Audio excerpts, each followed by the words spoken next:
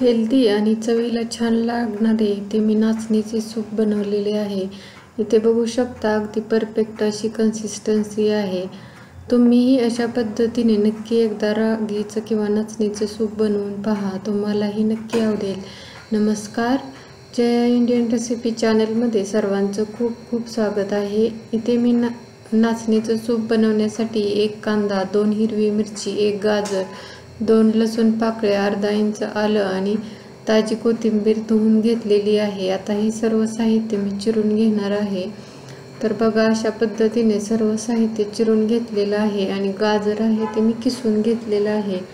तुम्ही आणखी याच्यामध्ये भाज्या घालायच्या असतील तर घालू शकता। इथे मी 1 वाटी घेतलेली आहे आणि वाटीमध्ये 2 चमचे इथे मी नाचणीचं पीठ घेतलेलं आहे। तुम्ही घरगुती बनवलेलंही घेऊ शकता। इथे मी विकतचं नाचणीचं पीठ घेतलेलं आहे। आता याच्यामध्ये थोडं थोडं पाणी घालून याचं मिश्रण तयार करायचं आहे। असं केलं म्हणजे काय होतं, आपण ज्यावेळेस सूप बनवायला टाकतो त्यावेळेस याच्यामध्ये गाठी होत नाहीत। तर मी अशा पद्धतीने थोडं थोडं पाणी घालून याच्यातल्या गाठी मोडून घेत आहे। तर इथे बघू शकता अशा पद्धतीने अगदी छान असं मिक्सचर तयार झालेलं आहे। अजिबात याच्यामध्ये गाठी नाही आहेत। आता आपण सूप बनवायला घेऊया। इकडे मी काय केलेलं, गॅसवरती 1 पातेलं गरम करण्यासाठी ठेवलेलं आहे आणि पातेल्यामध्ये 1 चमचा तेल ओतलेलं आहे। हे सूप बनवण्यासाठी जास्त तेलाचा वापर करावा लागत नाही, अगदी कमी तेलामध्ये हे सूप तयार होतं। तेल गरम झालं की याच्यामध्ये पाव चमचा मोहरी टाकलेली आहे, पाव चमचा जिरे टाकलेलं आहे। दोन्हीही चांगलं तडतडले की आपण याच्यामध्ये हिरवी मिरची टाकायची आहे। हिरवी मिरची आपल्याला चांगली याच्यामध्ये भाजून घ्यायची आहे। मिरचीवरती हलकेसे अशा पद्धतीने पांढरे डाग आले ना, मग व्यवस्थित मिरची भाजली जाते आणि सूप आहे ते जास्त तिखट तयार होत नाही आणि मिरचीतला तिखटपणा आहे तो कमी होतो। आता मी याच्यामध्ये जो आपण कांदा चिरून घेतलेला आहे तो टाकलेला आहे। हे सूप बनवण्यासाठी जे आपण साहित्य चिरलेले आहे ना, ते अगदी बारीक बारीक कट केलेले आहे। इथे बघू शकता कांदाही मी अगदी लहान लहान असा कट केलेला आहे। त्याचबरोबर इथे मी आलं आणि लसूण चिरलेलंही टाकलेलं आहे। आता हे कमी गॅसवरती आपल्याला परतवून घ्यायचं आहे। बघू शकता कांदा हलकासा मऊ झालेला आहे आणि याचा कलरही चेंज झालेला आहे।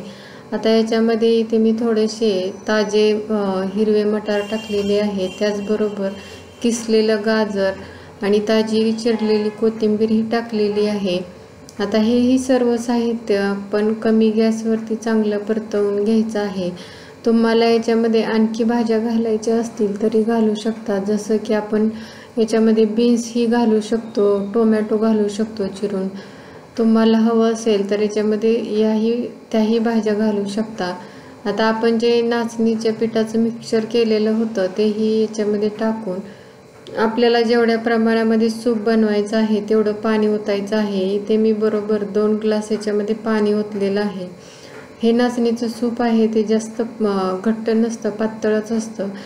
इथे मी गॅसची फ्लेम फुल ठेवलेली आहे याला उकळी येण्यासाठी आणि ह्याला उकळी येत आहे तोपर्यंत इथे मी चवीनुसार मीठही टाकलेलं आहे। कमी गॅसवरती आपल्याला हे सूप चांगलं उकळवून घ्यायचं आहे आणि याच्यातले जी आपण मटार वगैरे टाकलेली आहे तीही चांगली शिजवून घ्यायची आहे।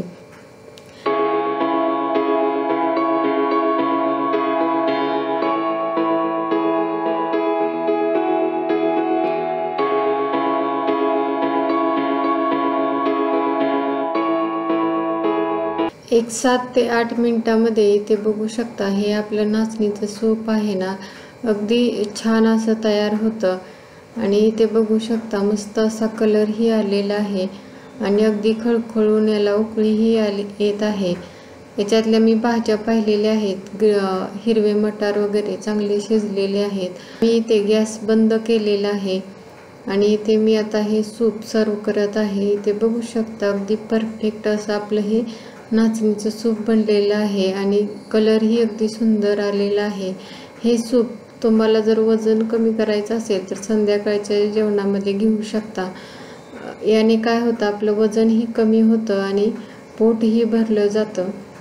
तर बघू शकता अगदी छान असं हे सूप तयार झालेलं आहे। तुम्हाला ही रेसिपी आवडली तर नक्की लाईक करा, शेअर करा। चॅनलवरती नवीन असाल तर नक्की चॅनलला सबस्क्राईब करा।